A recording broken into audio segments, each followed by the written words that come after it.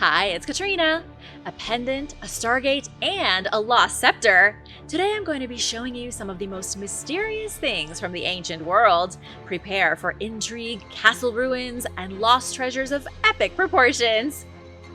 The Mystical Stargate of Ur. The American invasion of Iraq may have, according to a very exciting conspiracy theory, had nothing to do with weapons of mass destruction. Instead, the Americans may have wanted to get their hands on something that turned up during the excavation of a pyramid in 1922. I'm talking about a stargate, a portal that can transport a human being to another realm. But does it exist? And did the Americans manage to get their hands on it? Let's start with its discovery, or rather its alleged discovery in 1922. If that year sounds familiar, it's because 1922 was when Howard Carter found Tutankhamun's tomb. While Carter was getting famous, another archaeologist by the name of Charles Leonard Woolley was hard at work in Iraq. Charles, partly sponsored by the University of Pennsylvania, excavated the ancient city of Ur. He focused his attention on a megalithic temple complex at the heart of the ruined metropolis. It was a pyramid unlike anything the world was used to seeing. It wasn't smooth like the ones in Egypt, it was terraced with a series of huge steps. The remains of the pyramid, known as a ziggurat, were initially found 70 years earlier by William Loftus. William had found the inscriptions dating the ziggurat to the reign of King Nabonidus of the 6th century BC, but it was Charles who uncovered the older layers and dug into the core of the ziggurat. He found mud bricks over 4,000 years old, dating to the reign of Ur-Nammu. This proved that the ziggurat was nearly as old as the Great Pyramid of Giza. In 1923, Charles found a trench near the ruins of the ziggurat. Over the next 3 years, he and his workers uncovered burials so resplendent with riches and treasure that many of them were even more impressive than the tomb of King Tut. But the world just didn't care as much about Mesopotamia. Everybody was obsessed with Egypt, which meant the opulent tombs of Ur were left largely shunned. Plus, Charles didn't want to tell anyone anyway. He was incredibly secretive about his discoveries. He would send telegrams in Latin. That way, nobody except his colleagues would understand them. By 1934, Charles Woolley had discovered over 850 tombs in the Mesopotamian city of Ur. They dated from about 4,600 years ago to 4,000 years ago. But did he also find a stargate during his investigations? I would love to believe that, but there has to be proof. According to Michael Sala, an Australian expert in all things extraterrestrial, the US invaded Iraq in 2003 because there is a stargate buried underneath the ziggurat, the pyramid excavated by Charles almost a century ago. But what is his proof? I don't really know. Do you think it's true? Let me know in the comments. The Library of Ashurbanipal. If you think the Library of Alexandria was old, wait until you hear this. I'm going to take you inside the oldest known systematically organized library on the planet. By systematically organized, I mean this was the oldest library that cataloged its books. It was established by King Ashurbanipal of the Neo-Assyrian Empire in the 7th century BC. If you love books and organization, you're going to love this. Even 3,700 years ago, kings and queens were interested in preserving the history and culture of their civilization. You have to remember that even when the pyramids were built, the pyramid builders had their own ancient history like we do today. They too wondered what stories their ancestors told, what knowledge they lost, and what gods visited them from the sky. King Ashurbanipal wanted to safeguard the wisdom and knowledge of the Mesopotamians for the rest of time. He established his library in the city of Nineveh, and it soon accumulated tens of thousands of texts. There were more books in this ancient library than you can find in most modern libraries. Sadly, I can't give you an exact figure. Nobody knows precisely how many books the library held on its shelves. What I can tell you is that in the middle of the 19th century, archaeologists found the ruins of the library, and it still had 30,000 texts in it. Based solely on that information, experts are pretty sure the original library had over 100,000 texts, though it could have been substantially larger. And it wasn't even the first one. Literary enthusiasts should be drooling right now because the first libraries in the world were built by the Sumerians around 2900 BC. That was nearly 6,000 years before today. None of those books are still around, and the libraries have all been destroyed or lost. But scholars know that they did exist at one point in time. Some were private, others were connected to temples, schools, or palaces. What makes Ashurbanipal's library so special is that it was the first one to organize its knowledge in the same way as a modern library would. But it only lasted for a whopping, wait for it, 30 years. Then it was burned when a coalition of Persians and Babylonians attacked Nineveh in 612 BC. The coalition toppled the Neo-Assyrian Empire like a Jenga tower. They burned the library in an attempt to remove all memory of the Assyrians from human history. The Pendant of a Goddess. Recently, archaeologists were left speechless upon finding a golden pendant from ancient Egypt in a most unexpected place. The pendant depicts one of the greatest Egyptian goddesses ever, but it wasn't found in Egypt. Researchers uncovered it in the ancient Greek city of Pylos. Sharon Stalker was one of the archaeologists on the excavation, digging alongside her husband, Jack Davis. Sharon told ArtNet News that they were surprised to find the pendant. No other depictions of Egyptian deities have ever been found in Pylos from this particular era. Sharon and Jack aren't even sure how it made its way across the Mediterranean Sea. The pendant is ancient, like really, really old. It was found in a tomb from 1500 BC, but the pendant could be even older. It depicts Hathor, a goddess who is easily recognizable because of her cow ears. Hathor isn't just one of my favorite Egyptian deities, she was also one of the most important deities for Egyptians. Hathor was worshipped for longer than Jesus Christ has been dead. That should really put into perspective just how long the religion of ancient Egypt lasted before Saint Mark the Evangelist started bringing Christianity to Egypt 2,000 years ago. Hathor was beloved because she was the mother of Horus, god of the sky, and Ra, god of the sun. She was also the goddess of beauty, sensuality, dancing, music, and motherhood. She is unmistakable in ancient Egyptian art because of her headdress of cow horns. In the case of the pendant found in Greece, she had large cow ears.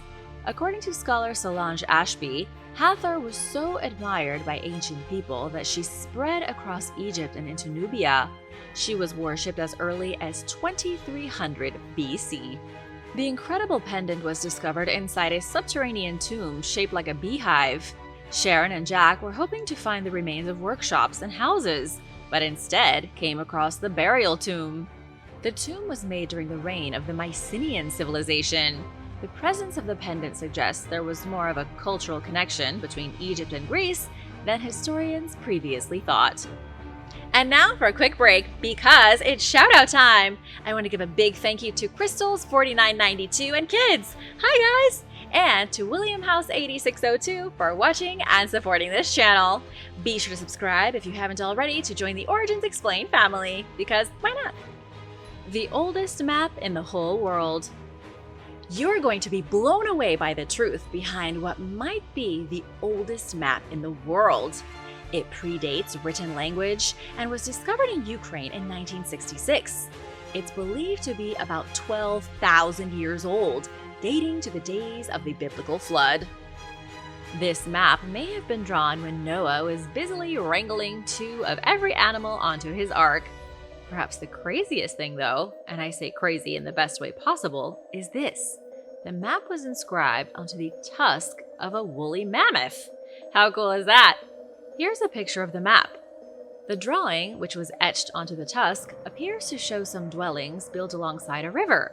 It isn't the most detailed map ever made, but then you couldn't really expect it to be. It was drawn in 10,000 BC.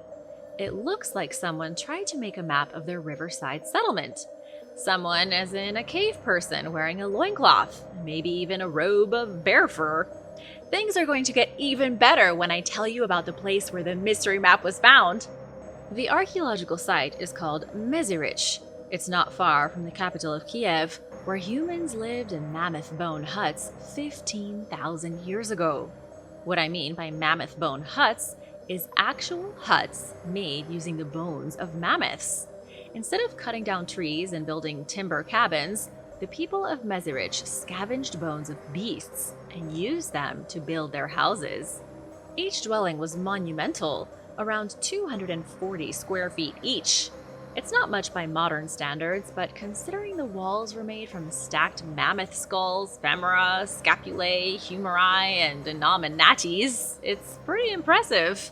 It took about 149 mammoths to build 4 oval huts. That's not all. Archaeologists also discovered sewing needles, perforators, polishers, awls, and other tools made from mammoth ivory. And they discovered trace amounts of woolly rhinoceros, reindeer, wolverines, and many more animals. Mezirich was a fully functioning settlement, one that even had a workshop where the mammoths were processed. It was first discovered by a farmer in 1965, shortly before the map was found. Nobody knows if the map is a depiction of Mezirich itself or a different settlement. Would you live in a house made of mammoth bones? Let me know in the comments. Why did the chicken cross the road? What came first, the chicken or the egg? For archaeologists, that is not the right question. Scientists around the globe have been trying to figure out when and where chickens were first domesticated. No animal on this planet is eaten as much as the chicken. But how did it all start? This is the bizarre story of the very first chicken to cross the road. The Silk Road, that is. Pigs, sheep, and cows were domesticated about 10,000 years ago. Domesticated chickens haven't been around anywhere close to that long. A paper published by scientist Joris Peters in 2022 suggests that domesticated chickens appeared for the first time in prehistoric Thailand. The first domesticated chickens were likely around during the middle of the 2nd millennium BC, with chickens like we know them today appearing around 1650 BC. They didn't show up in Europe until after Jesus had come and gone. But how did it happen? It's believed someone mixed the South Asian jungle fowl with the red jungle fowl. It would have happened slowly, like how wolves were gradually bred to become man's best friend. Jungle fowls were selectively bred until they became man's best snack. There's more to the story though. Small, brittle, and hollow chicken bones appear in Thailand's archaeological record at the exact same time as cultivated rice. Nobody knows precisely what happened. They only know that rice and chickens appeared at the same time, making chicken and rice one of the oldest combos in the world. Joris and his colleagues think that rice may have acted like a magnet, attracting chickens. Spilled rice could have lured chickens into human settlements, leading them straight to us. Maybe they wanted to be eaten. It's a familiar coincidence. Did you know the house mouse appeared inside human settlements right before cat domestication 10,000 years ago? Many scientists think house mice lured small cats into human homes, which led to cats becoming pets. Joris and the team reached their exciting conclusions by studying eggshells found across 12 archaeological sites. They found that by 2,500 years ago, eggshells were suddenly all over the Silk Road. The notion of keeping chickens for their eggs began in prehistoric Thailand, then made its way along the Silk Road to Europe starting around 500 BC. The next time you have some delicious chicken nuggets or a poached egg, thank your Stone Age friends in Thailand. The Fairy Tale Castle. In 2024, so earlier this year, archaeologists revealed the ruins of a mystifying castle that hasn't been seen for 600 years. Archaeologists knew they were going to find something, but hadn't anticipated the incredible preservation of the ruins. The excavation started in February of 2023. Historians already knew that the Chateau de l'Hermine Hotel in Vannes, constructed in the 18th century, was built on the site of a castle from the Middle Ages. But they weren't sure how much of the castle was left. They soon found out. 10 feet beneath the surface in the courtyard of the hotel, they hit pay dirt. The team of researchers from the French National Institute for Preventive Archaeological Research found the stone foundation of a 14th century castle. They believe it was built by the Duke of Brittany to show off his wealth, power, and status. If you want to show off how wealthy you are today, maybe you'll show off your Lambo or your crypto wallet. But in the 1380s, you built a castle. This incredible fortress, straight out of a fairy tale, was originally surrounded by a moat. The only way across the moat was by traversing a small wooden bridge. Archaeologists have already uncovered the stone pier and a few fragments of the bridge. Unfortunately, there have yet to be any cool crocodile skeletons found. The moat likely didn't have any giant reptiles in it, and definitely no sharks. But the castle was surprisingly well equipped for its era. Researchers found indoor toilets with drainage pipes. Here's a picture of what remains of the toilets taken at the excavation site. The true history of the castle is still a bit of a mystery. It was used for roughly 100 years and then abandoned in the 1470s. After that, the castle slowly rotted and became a ruin. Then, in the 18th century, the hotel was built directly on the fortress's ruins. Here's a picture of the excavation site in the courtyard from above. Pretty cool, right? Statues lost in a Tuscan spa. One of Italy's greatest mysteries is how the Etruscan civilization was absorbed by the Romans. But the mystery is slowly being solved thanks to archaeological discoveries found in Tuscany. Discoveries like some statues found in a 2,300-year-old spa. In the 2nd century BC, Tuscany saw great turmoil. From town to town, battles were being fought, allegiances were broken, and new alliances were forged. The Etruscans had previously controlled the territory, but their neighbors, a pesky bunch of conquerors known as the Romans, were sort of being bullies. The Romans were expanding, beating the Etruscans at every step. Then one day in the 1st century AD, the Etruscans were just sort of gone. They had been absorbed into the Roman Empire. Although historians aren't entirely sure if they were absorbed, crushed like bugs, or marginalized to the point their culture was forgotten. Now, I want to talk about these awesome statues found in the spa. Archaeologists were excavating a thermal bath outside the city of Siena when tiny fragments began to appear in the mud. First there was a hand, then an elbow. Now researchers have pulled 24 amazingly preserved statues out of the muck. Most of them look like they were made yesterday. It's shocking to see how undamaged they are after so many centuries. Jacopo Taboli, the leader of the excavation, said the discovery is the biggest deposit of Etruscan bronze statues in Italy. It might even be the most significant collection of bronze statues ever found in the Mediterranean. But who or what are the statues modeled after?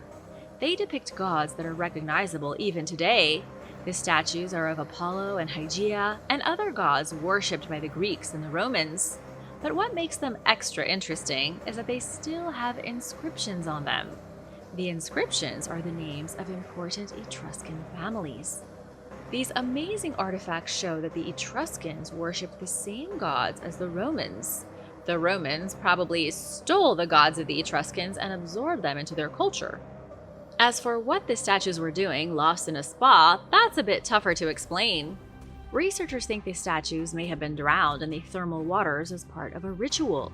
They may have been put into the hot spring as offerings to the gods. The spa had remained in use until the 5th century AD, when Christians decided they didn't like people bathing in public. You can thank the Christians for the fact that there are no giant public hot tubs in your city. Where is the Three Brothers pendant? Let's talk about another piece of exceptional jewelry. There is a pendant somewhere in this world that is worth a phenomenal amount of money. Enough money for whoever finds it to live in the lap of luxury for the rest of their days. But nobody knows where it is. And that's the mystery. It vanished in 1645 and hasn't been seen since. It's called the Three Brothers, a pendant made from 3 rectangles, each one set with an invaluable balas ruby. Each rectangular jewel was separated by 3 giant pearls. And the jewel originally had a monstrous pearl dangling from a chain connected to the lowest rectangle. But this centerpiece was what really caught the eye. At the center of the pendant was a blue diamond cut to look like a pyramid, weighing an astounding 30 carats. Here's what experts think the Three Brothers pendant looks like. It's a miniature painting by an unknown artist made around 1500. Who could have worn such a valuable piece of jewelry? You're probably thinking of the royal family from India. But it was a duke, Charles the Bold, the last Duke of Burgundy. He carried the pendant as a good luck charm, but it didn't bring him much luck. After his defeat at the Battle of Grandson in 1476, somebody stole the jewel from his tent. He died the year after. Hey, maybe it was a good luck charm. Whoever stole it condemned the Duke to his fate.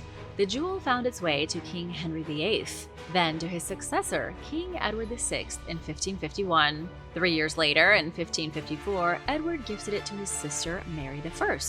It was later worn by Queen Elizabeth I, as can be seen here in the portrait of her painted by Sir William Cigar Ermine in 1585.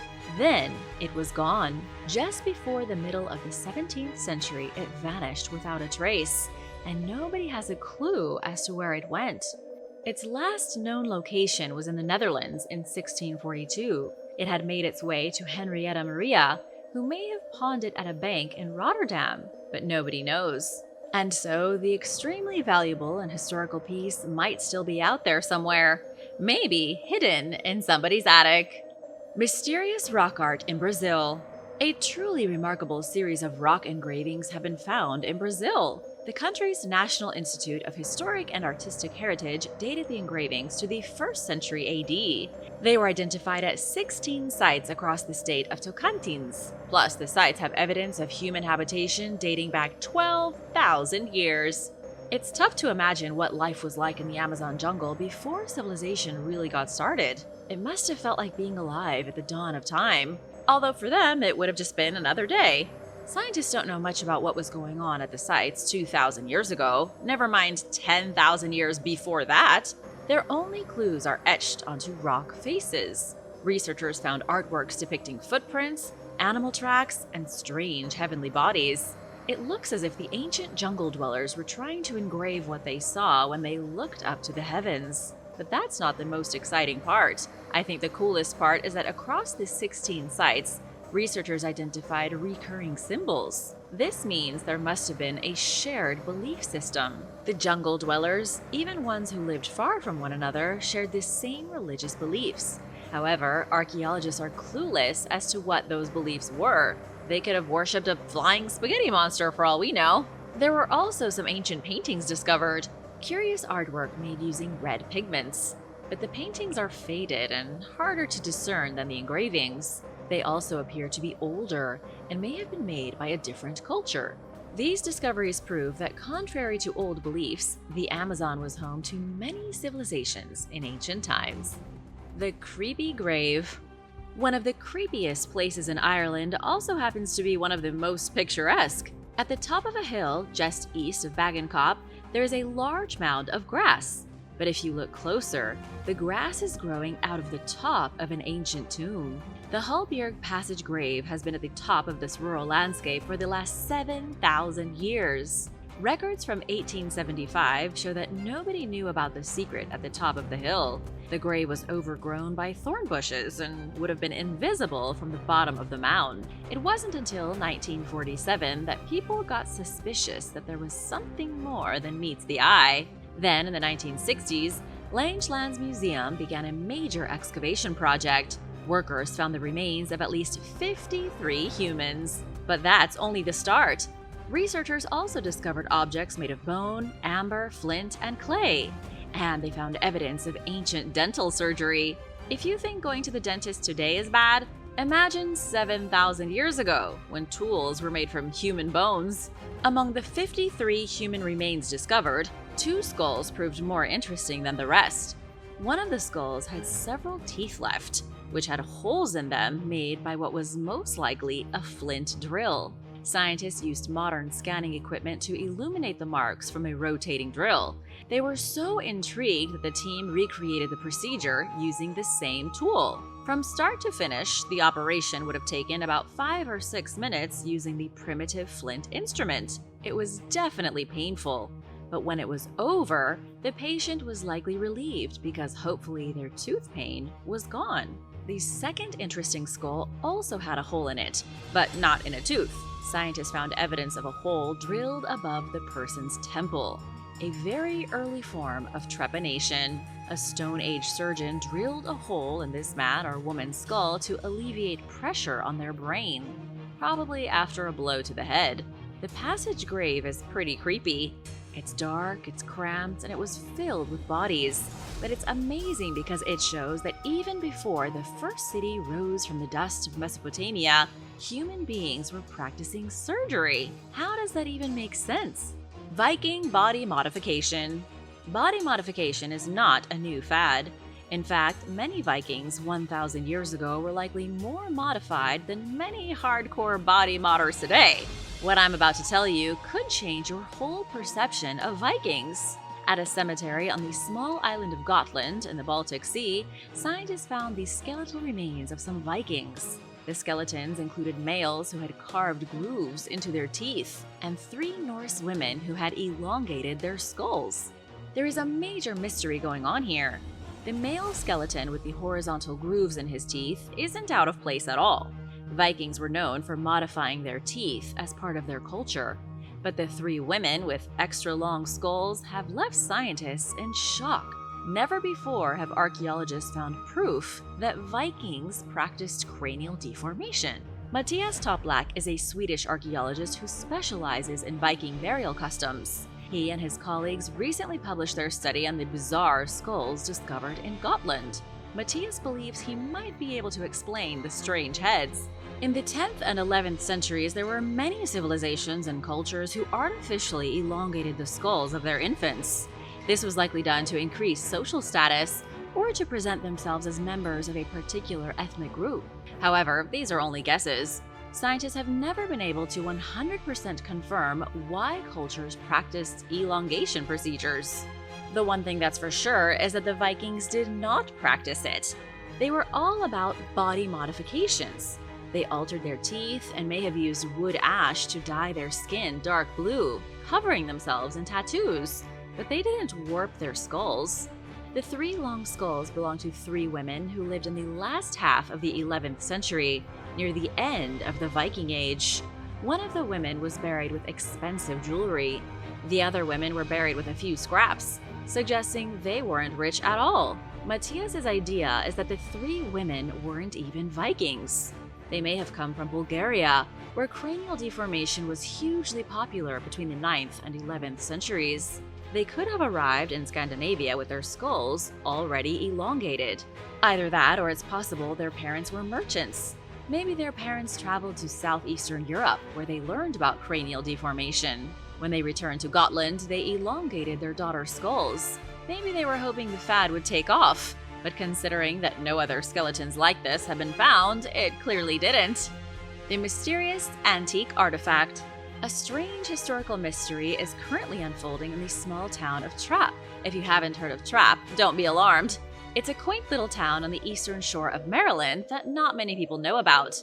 Inside the town is the Rural Life Museum of Trapp, where the experts are completely stumped.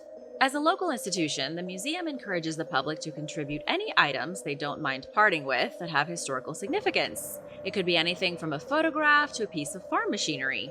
In August of 2023, an item turned up at the museum. It was left by an anonymous donor who, by the way, still hasn't taken credit for their donation. But the identity of the donor is only a small piece of the mystery. Nobody can figure out what the donation is. Maybe you can be the detective who saves the day. Here's a picture of the mystery artifact, and the photo is from the Rural Life Museum of Trapp. What do you think? If you know what the object is and what secrets it might hold, be sure to let me know. Experts at the museum don't have the foggiest idea. The object stands about waist high. It's made from some wood scrap and has one movable piece. It looks like it comes from an old settler's farmhouse, but its purpose is a mystery. The museum has been requesting help identifying the object for almost a year. They have had a lot of replies and guesses. Some suggested it was used for baling hay, for leatherwork, or for shucking corn. One person even guessed it was made for turning biscuits into donuts. What do you think it is? The Secret Scepter of Dagobert. The Scepter of Dagobert is one of the most valuable treasures in the world. but nobody knows where it is. If it's ever found, it will fetch a fortune. The scepter was once part of the French crown jewels, most likely the oldest part. It was stored in the Basilica of Saint Denis until 1795, when it vanished, never to be seen again. Researchers believe the artifact belonged to Dagobert I, one of the earliest French kings who ruled in the early part of the 7th century. The king, according to legend, hired master goldsmith Saint Eligius to make the scepter for him. It was crafted from enameled gold and made in 3 separate parts. At the top was a statue of a bird. Underneath that was a carved hand seizing a globe between its fingers. Then there was the rod at the bottom. Dagobert was the last true king of the Merovingian dynasty, which is what makes the scepter so historically fascinating. Dagobert was the eldest son of Clothar II, who ruled the Frankish people starting in 613. Then, when Clothar died in 629, Dagobert assassinated his rivals and quickly took the throne for himself. Although the Merovingians continued to rule France for another century, Dagobert was the last real king. Those who came after him were mostly young boys who sat on the throne just long enough to become teenagers, sire an heir, and then be assassinated. Nobody ever said that being king was easy. The whole line was annihilated by 751, when the Carolingian dynasty took over France. The scepter, wherever it might be, is one of the last surviving pieces of Dagobert's history. It's also one of the last pieces of the Frankish royal bloodline that some say started with Mary Magdalene in the 1st century AD. Thanks for watching! Be sure to hit that subscribe button and let us know what other video topics you'd like to see in the comments below. If you want to see more, stick around for an older video you might have missed. Dimensional portals. Ayumarca is a mysterious archaeological location in Peru. It is also known as the Gate of the Gods.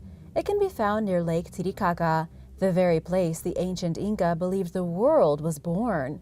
They also believed Lake Titicaca would be the place where their souls returned after death. This lake was wildly important to the Inca people, so it's no surprise they made their gateway to the land of the gods here. The gateway doesn't look like much these days. It's a rough doorway carved out of the rock that you might not even notice if you were just walking by. Yet according to legend, it was used as a dimensional portal. It's not clear where exactly the portal may have gone, but it apparently went somewhere. Legend says that when the Spanish conquistadors arrived in the area to pillage and kill, a priest named Amaru Meru activated the portal for the final time, walked through it, and was never seen again. Ever since, the door has remained dormant. It's also quite interesting that Ayumarca sits upon a ley line, a vein of great natural power, directly connected to the more famous Gate of the Sun at the archaeological site of Tiwanaku in Bolivia. This place is also said to be a portal, powered by energy emanating out of the ley line. There is no scientific evidence that any of this is true. As far as archaeologists are concerned, these doors are ordinary pieces of architecture left behind by the Inca. But they are suspicious, since the doors serve no obvious purpose. Either they were architectural structures built for some mysterious ritual purposes, or maybe they really did open interdimensional portals to other planes of existence. What do you think? Let me know in the comments below. The Wailing Wall. The Wailing Wall in Jerusalem is the most important holy site in the Jewish world. The significance of the wall is that it's the only remaining piece from the Second Temple of Jerusalem, built over 2,000 years ago. The original temple was destroyed in 70 AD by the Romans, and all the Jewish people were exiled from the city. When they returned later on, the only remaining wall became a site of pilgrimage. It was where the Jewish people came to lament their tragic losses at the hands of the Romans, which is where it got the name the Wailing Wall. The wall is immense, built of thick limestone 60 feet tall, but not everyone is convinced that the wall really was part of the temple. It's disputed, with devout Jews believing it to be real, and many Arabs arguing the walls actually belong to a mosque called Al-Aqsa. The mystery here is that no one can definitively say what structure the wall belonged to. No other evidence has been found to suggest it was part of the Great Second Temple. Nonetheless, worship has been going on here since the medieval period. Mysterious artificial islands. Artificial islands called crannogs can be found all throughout Scotland and Ireland, created in lakes and waterways in the hundreds. Until now, researchers believed these artificial islands were created by people during the Iron Age, or about 3,000 years ago. They believed stone causeways had been built to reach dwellings in the middle of dozens of lakes. There are at least 600 of these bizarre crannogs in Scotland, suggesting Iron Age people had a strange affinity for living on man-made structures in the middle of lakes, ponds, and anything else with water in it. But now, archaeologists have dated a huge number of crannogs that are much older than the Iron Age. They actually date back 3,000 years before that, to the Neolithic era. It all changed in 2012, when a diver found pottery in the water around crannogs in the Outer Hebrides, off the coast of Scotland. Museum officials and local archaeologists identified the pottery as being roughly 5,000 years old. During their investigation, they also discovered 5 artificial islands. Duncan Garrow with the University of Reading said he never saw anything like it in his life. From what the archaeologists have been able to put together, ancient Neolithic people were throwing pieces of pottery and other important objects off the islands and into the water, but nobody has any idea why. Considering this was before Stonehenge, before people even lived in villages, it makes very little sense. Neolithic Britons spent a lot of time creating these temple-like islands and lakes just to throw things in the water. They first had to create pathways of stone large enough that they could walk across the surface. Then they had to pile hundreds and thousands of stone up in the lake to create the island. It's a total mystery. Even after decades of study, scientists are no closer to solving the secrets of the crannogs. What do you think they were for? Let me know your theories in the comments. Aquae Sulis. Aquae Sulis was a Roman town located in what is now Bath, England.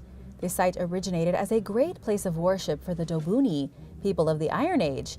Because the site is a natural hot spring heated by geothermal activity, the ancients saw it as a place of magic. Anyone who's ever taken a trip to Great Britain knows just how rare hot springs are on the island. This would have been a very important place, simply because of the mineral-rich water bubbling to the surface through fissures in the limestone rock, reaching scalding hot temperatures at the surface. Here's what's really interesting. Before the Romans ever arrived in Great Britain, the ancient people worshipped Sulis at Aquae Sulis. She was considered the mother goddess, one who gave life and nourished. No other evidence of her worship has been found except for at this place, and one other temple in Germany. The ancients were so fascinated by boiling water coming out of the ground that a cult formed around the springs. But what happened to the cult, nobody knows. In fact, nobody even really knows what kind of strange rituals the Dobuni may have performed here. When the Romans showed up in 43 AD, they created their own temple complex around the hot springs and adapted it to the worship of Minerva. She was the Roman goddess of wisdom and strategic warfare. Over the years, the Romans continued to build baths here until the whole city was one big spa retreat. Atlantis in the Sahara. The lost city of Atlantis may just be hiding in plain sight in the middle of the Sahara Desert. At least that's according to some fringe theories involving a phenomenon known as the Eye of the Sahara, or the Richat structure. First, let's look at the science.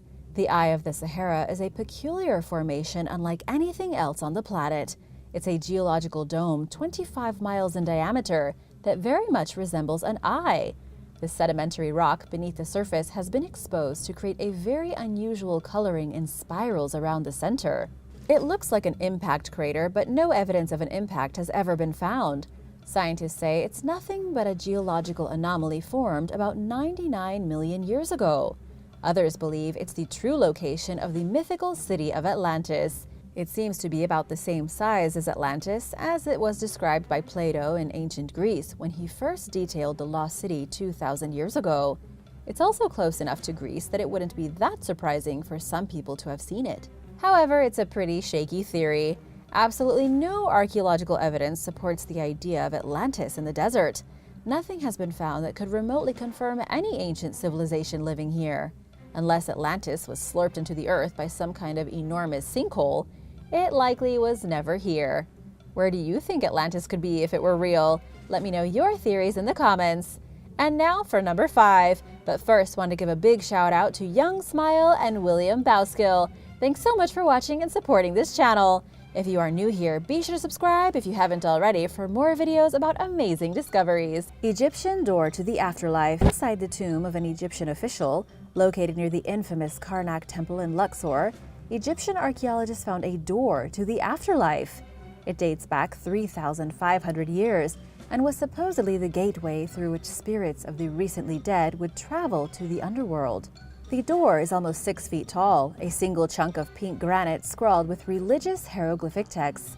The tomb belonged to the chief minister of Queen Hatshepsut, who ruled during the 15th century BC. Hatshepsut's mortuary temple is located nearby in another part of Luxor. The fact that her minister got his very own tomb with his very own portal to the afterlife goes to show just how important the Egyptian advisors were to their rulers. This fascinating phenomenon is not limited to this location, however. Doors to the afterlife can be found in almost every major tomb.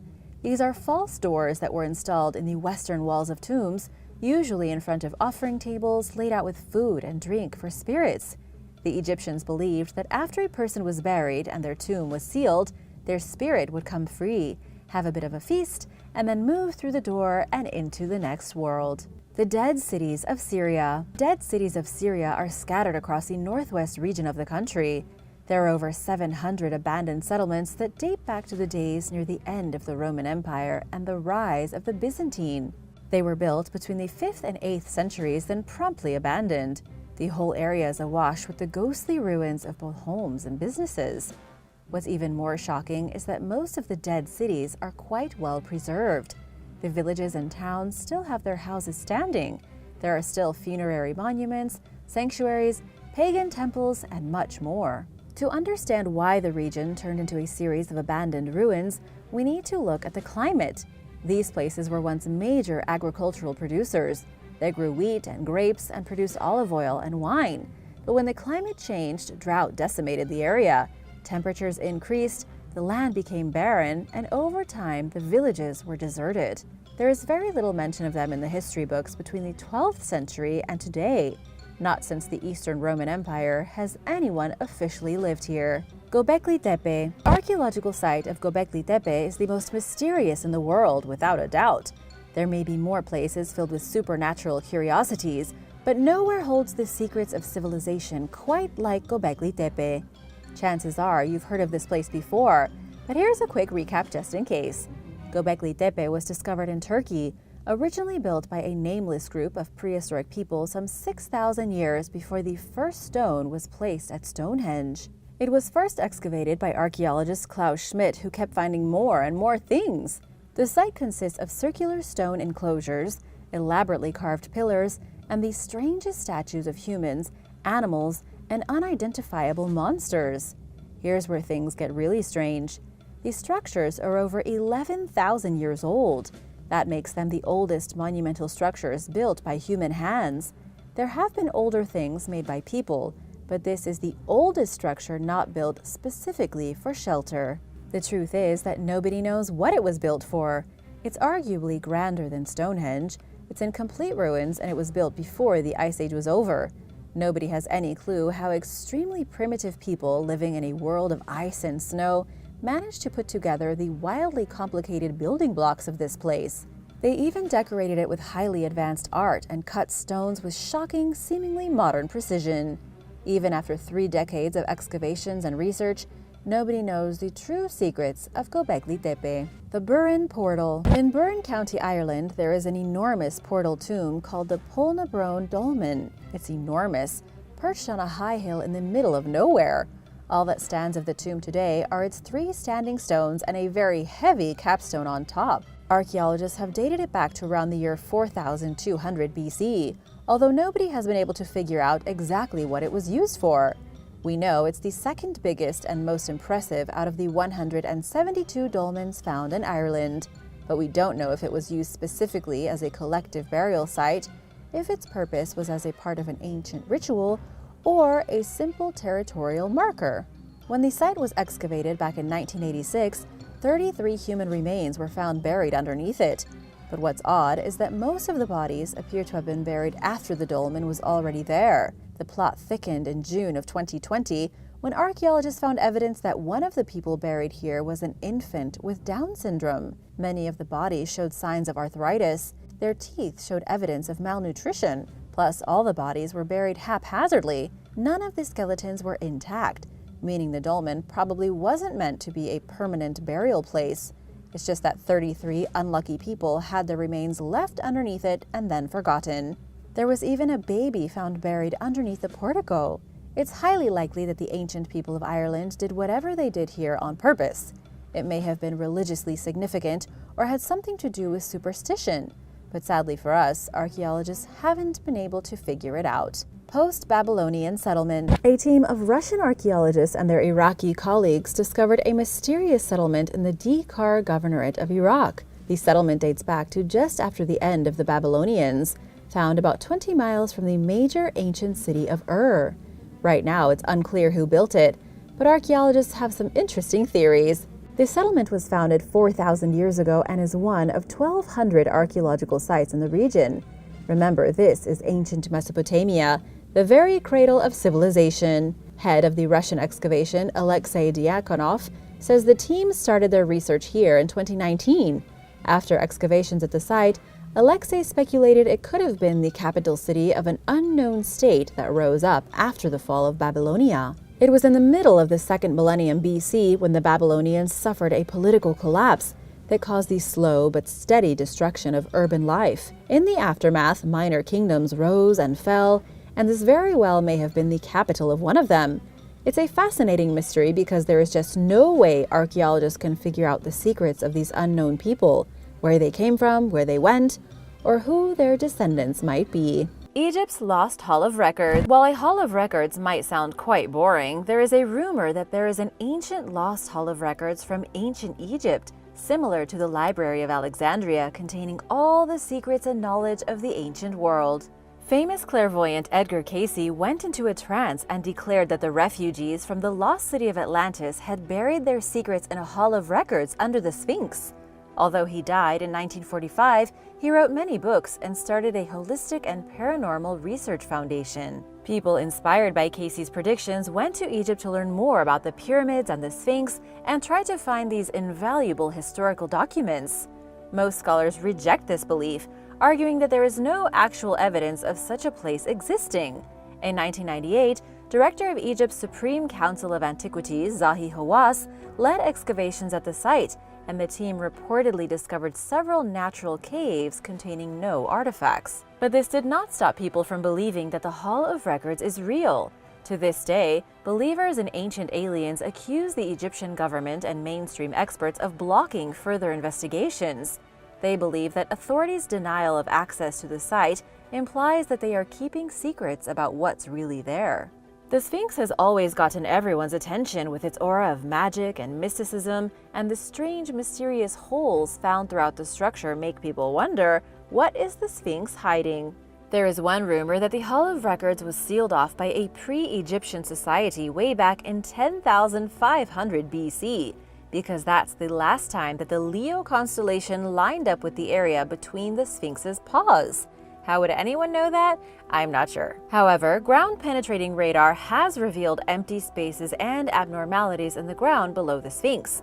And while some say it is just caves, it is hard to believe the ancient Egyptians wouldn't take advantage of that space and use it for something sacred. Those who believe in the Hall of Records think that uncovering it would expose a wealth of information about ancient Egypt and world history, perhaps even what happened to Atlantis. They also assert that the documents within may not have been left by the ancient Egyptians, but perhaps by an advanced prehistoric society that we do not even know about. Yamashita's gold. There are rumors that a Japanese World War II general tried to hide a stash of gold in the Philippines. Ever since the war ended, treasure hunters have been searching for the legendary treasure said to be hidden near a remote village. American historian Sterling Seagrave believes that the Imperial Japanese forces committed large-scale looting during World War II, taking billions of dollars worth of stolen goods with help from the Yakuza gang and elite members of society. They supposedly stashed the treasure in caves, tunnels, and underground sites throughout the Philippines. Now known as Yamashita's gold, the alleged hoard is named after the Japanese general Tomoyuki Yamashita, who reportedly masterminded the thefts. Temptation to strike it big has attracted treasure hunters for over 50 years. Many experts reject the tale of the fabled gold and believe that people are wasting their time and money searching for something that simply doesn't exist. Meanwhile, local residents of a hillside village on the island of Panay have petitioned the government to stop allowing excavations, which are threatening to cause a deadly landslide that could bury several homes. In a desperate plea to officials last year, villagers accused scavengers of jeopardizing their safety. The treasure hunters stubbornly claimed that authorities permitted the search and said they had no plans to stop. A few months later, a group discovered a crumbling tunnel at one of the suspected treasure sites. Carved into a mountain, the labyrinth was too unstable to enter, so the team sent in a robot. It captured images of what appeared to be hand-chiseled walls, posts with numbers on them, and an old military-issued knife, possibly dating back to World War II. What do you think? Are fortune seekers endangering people's lives for nothing? Or might there be some truth to the legend? Let me know in the comments below. Man in the Iron Mask. The mysterious unidentified 17th century prisoner known simply as the Man in the Iron Mask has gone down in history with no name. All we know is that he was arrested in 1669 and spent upwards of 30 years in various French prisons. The prisoner wore a black velvet mask the entire time, right up until his death in 1703, leaving his identity a mystery to this day.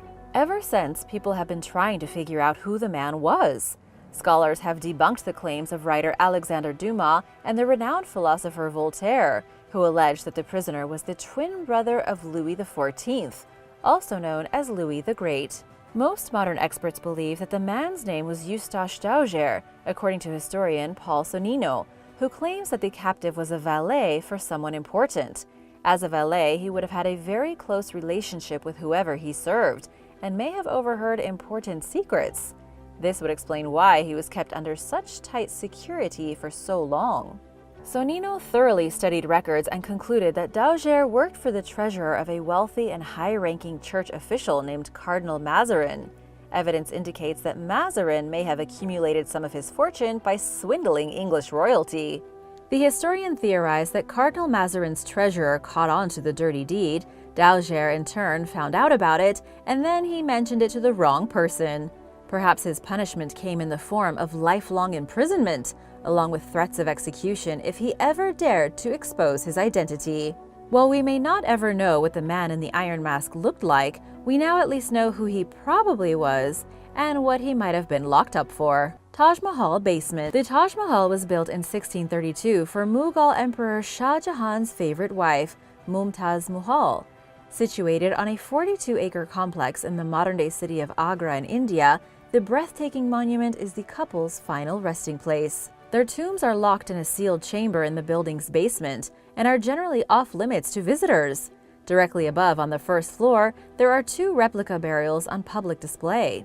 On Shah Jahan's birthday in 2018, visitors received an extremely rare opportunity to see the authentic tombs firsthand.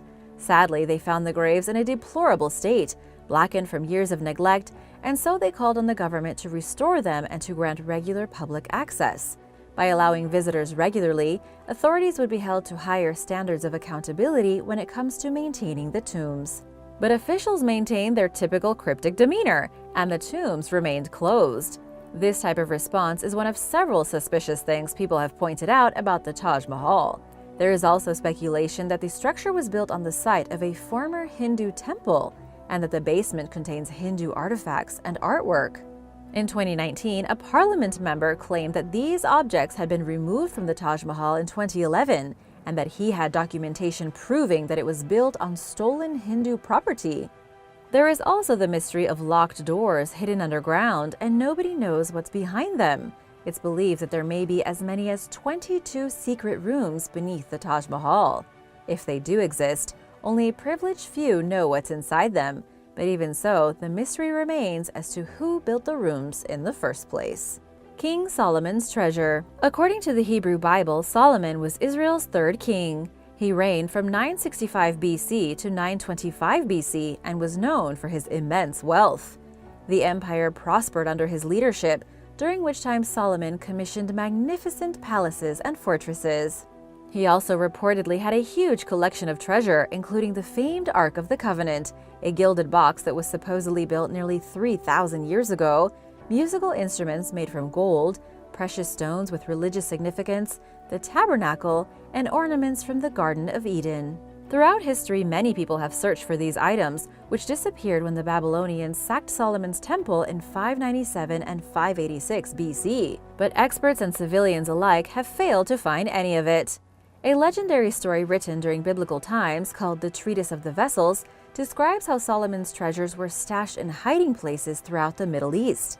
The Ark was said to have been taken and hidden by the Knights Templar and may have ended up any number of places, if it was ever real in the first place. Archaeologists admittedly do not know whether the treasure was hidden, stolen, or destroyed.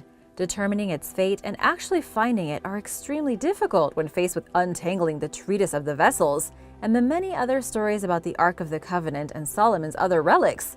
For now, the search continues for the legendary riches. Crystal skulls. Legend claims that an ancient Mesoamerican civilization, possibly the Maya, possessed 13 crystal skulls with supernatural powers.